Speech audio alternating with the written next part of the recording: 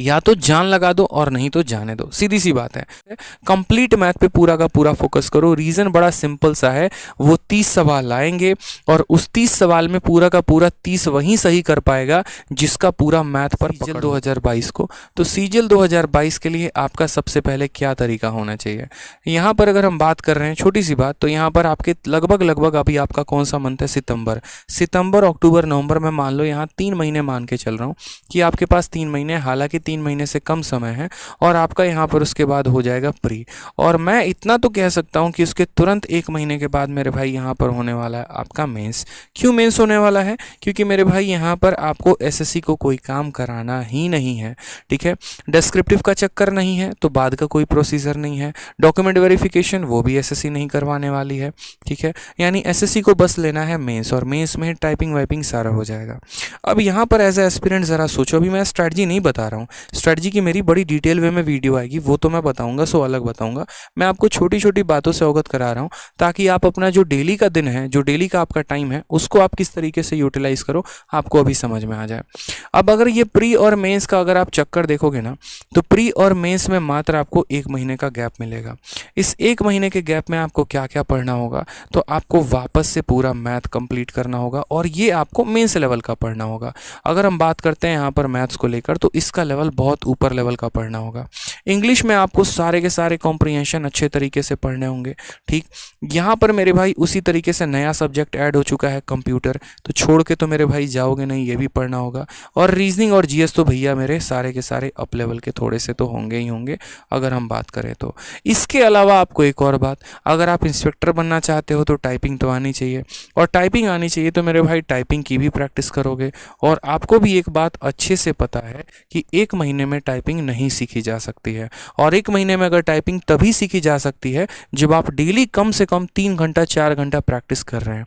अब आप ये डिसाइड कर लीजिए, मुझे खुद बताइए यहाँ पर कि आप मेंस की तैयारी करेंगे, आप कंप्यूटर की पढ़ाई करेंगे, आप टाइपिंग की तैयारी करेंगे, आप मॉक टेस्ट देंगे। यानी यहाँ पर तो आप इतना पैक हो जाएंगे ना कि आपको समझ ही में नहीं आएगा कि आपको करना क्या है। यानी ये वाला स्लॉट तो मेरे भाई गया। अब जो बचा आपके पास ये वाला स्लॉट बचा, अब इसी 3 महीने में आपको सारा गेम करना है। यानी जो मेरा भाई ये सोच रहा था ना कि हम तो अभी फिलहाल प्री को निकाल लेते हैं, प्री तो बस मेरे भाई क्वालिफाइंग है, तो भैया सबसे ज़्यादा लगेगी आपकी। इस बात को हम बता दे रहे हैं, बड़े भाई के नाते यहाँ बता दे रहे हैं। रीज़न क्योंकि यहाँ प्रैक्टिकली देखिए तो आपके पास कुछ भी समय नहीं मिलने वाला है। तो आप अभी से छोटी छोटी बातें मेरे भाई ध्यान रखना। सबसे पहली बात तो आज कसम खा लो अपना, ठीक है, कि आज से हम न्यूज़पेपर रीडिंग करना शुरू करेंगे। न्यूज़पेपर रीडिंग अगर मन नहीं है तो नॉवेल पढ़ना शुरू करेंगे, ठीक है। नॉवेल में आपको बता दे तो आप कोई भी अच्छी सी नॉवेल, जैसे चेतन भगत की हो गई, ठीक, बढ़िया बढ़िया है मेरे भाई, 3 मिस्टेक्स ऑफ माय लाइफ हो गया आपका, द गर्ल नेक्स्ट डोर हो गया, ऐसे करके कई सारे नॉवल हैं। तो यहाँ नॉवल पढ़ना अभी से शुरू कर दो, क्योंकि एसएससी ने साफ लफ्ज़ों में कहा है, क्या कहा है भैया, हम कॉम्प्रिहेंशन उठा के देने वाले हैं तुमको, तो इसीलिए नॉवल पढ़ना अभी से शुरू कर दो। दूसरी सबसे बड़ी बात है कि भूल जाओ कि ये प्री है और भूल जाओ कि मेंस है, कंप्लीट मैथ पे पूरा का पूरा फोकस करो। रीज़न बड़ा सिंपल सा है, वो 30 सवाल लाएंगे और उस 30 सवाल में पूरा का पूरा 30 वही सही कर पाएगा जिसका पूरा मैथ पर पकड़ होगा। क्योंकि अब वो टाइम नहीं रहा सर, वो एक्सपेक्टेड क्वेश्चन बता दीजिए ना, करके चले जाते हैं, सिलेक्शन हो जाएगा। मेरे भाई गया ज़माना वो, मैं साफ तौर पर आपको बोल रहा हूँ, एक्सपेक्टेड का ज़माना गया। जिसको पूरा का पूरा इन डेप्थ पता है वो सारा गेम करके आएगा पेपर में, और जिसको डेप्थ नहीं पता है फिर वो वहाँ भौचक्का रह जाएगा। तो ये छोटी सी काम यहाँ पर आपको ये भी करनी है, ठीक। तीसरा हम आपको यहाँ पर ये बता दें तो अभी से नॉवल भी पढ़ना है, सारा का सारा आपको सेशन भी करना है। और तीसरा काम आपको यहाँ पर ये करना है कि आपको मेरे भाई ये प्रैक्टिस जो है ना वो सबसे खतरनाक रखनी है। रीज़न एक और चीज़ बता दे रहे हैं, बड़ा क्लियर है, क्योंकि इस बार का जो पेपर होगा उसमें आपको मैथ और रीजनिंग के लिए कुल मिलाकर 1 घंटे मिलेंगे, और सवाल 30 और 30 60, और लेवल भी आपका मेंस का।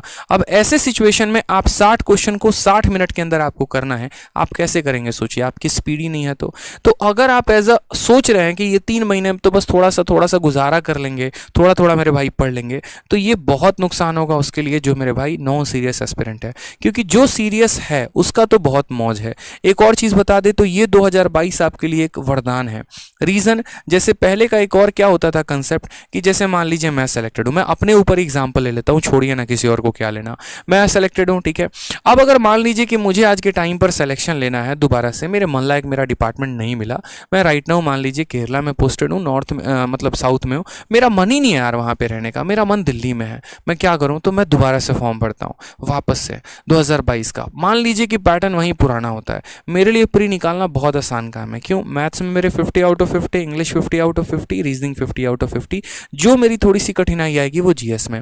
मान लीजिए जीएस में 20 भी नंबर आ गए तो भी तो मेरा प्री का स्कोर 170 हो गया ना। ठीक है, ऐसे ही कहानी होती है उन सभी लोगों की जो ऑलरेडी डिपार्टमेंट में होते हैं, सेलेक्टेड होते हैं, आराम से 150 से 170 के बीच में प्री में वो लेकर आ जाते हैं।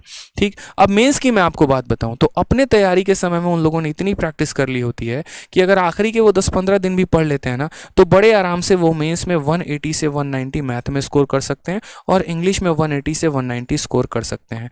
डिस्क्रिप्टिव में ज़्यादा पढ़ना नहीं, एक दिन पढ़ के चले जाओ, काम खत्म हो जाता है, 60 से 70 नंबर उसमें आ जाते हैं और बढ़िया एक पोस्ट लेकर वो मेरे भाई चले जाते हैं। अब यहाँ पर सोच लीजिए कि अगर इतना नंबर लाने के बाद और मेहनत कितनी, ना के बराबर। क्यों? क्योंकि उन्होंने अपने लाइफ में बहुत पहले मेहनत कर रखा है। अब ये भी एक बहुत बड़ा लूप होल जाता है क्योंकि इस बार का अगर आप डेटा देखेंगे 2019 में, तो 2019 में 60% उन लोगों ने सिलेक्शन लिया है जो ऑलरेडी किसी ना किसी डिपार्टमेंट में वर्किंग हैं। 10,000 में 6,000 पोस्ट उनके खाते में गई है जो कोई ऑलरेडी एक्साइज इंस्पेक्टर है तो सही लेकिन बैंगलोर में बैठा और उसको दिल्ली चाहिए, ऑलरेडी कोई टैक्स असिस्टेंट है तो सही लेकिन मेरे भाई उसको इनकम टैक्स चाहिए। तो यहाँ पर 4,000 वैकेंसी ही सिर्फ इस बार नए लोगों को मिली थी।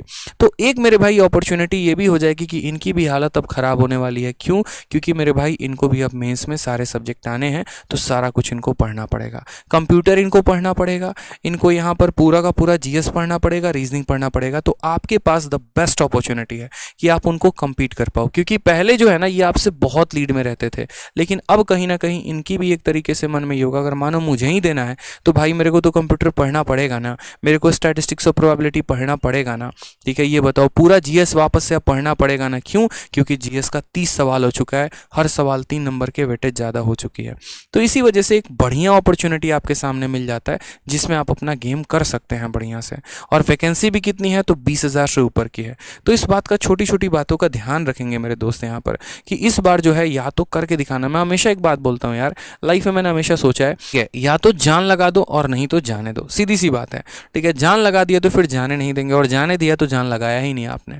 ठीक, जैसे आपने बेइंतहा एकदम मोहब्बत उनको की ना, वादे दिए, कस्में दिए, एकदम लगे पड़े हैं जीवन में, पक्का तुम्हारी गलियों में बारात लेकर आएंगे, एक बार सिलेक्शन तो हो जाने दो, चाहे वो बाद में लेके जाओ नहीं जाओ। तो अगर चाहते हो कि वो कमिटमेंट पूरी हो तो इस बार से हो सकती है, ये भी मैं आपको बोल दे रहा हूँ। ठीक है, तो इसीलिए ध्यान रख लो, नहीं तो पता चले कि शादी उनकी, बारात किसी और का और आप बैठ के वहाँ पर खाना में लगे पड़े हैं कि चलो थोड़ा खाना ही सही नसीब हो जाए, और सोच रहे होते कि काश उस दिन आदित्य सर की बात सुन लिए होते, ध्यान दे दिए होते और उसी दिन से मेहनत कर दिए होते तो आज बारात भी यही होती, जगह भी यही होता, लेकिन दूल्हा हम होते हैं। ठीक है, तो इसीलिए मेहनत कर लो मेरे भाई, अभी से यहाँ पे आ जाओ, क्योंकि मैं चाहता हूं कि आपके घर पे वो चिट्ठी पहुंचे जो मेरे घर पे पिछले 1 सालों से 4-5 चिट्ठियां पहुंच चुकी हैं, जिस पर बकायदा प्रॉपर नाम लिखा होता है, Aditya Ranjan son of Akhilesh Prasad, address Bihar, rank 114 और फलाना डिपार्टमेंट, मिनिस्ट्री ऑफ डिफेंस, फलाना पोस्ट यहाँ पे। और उससे हड़कंप मचता है, और हड़कंप हमारे घर में नहीं मचता है, हड़कंप हमारे पड़ोस में मचता है, जो कभी ये ताना देते थे कि बेटा तुम कर क्या रहे हो, जो हर बार मेरे को ये खोदते रहते थे, पूछते रहते थे यहाँ पर, और क्या पूछते थे कि बेटा अभी तक तैयारी ही कर रहे हो क्या। तो वहाँ हड़कंप मचाना ज़रूरी है।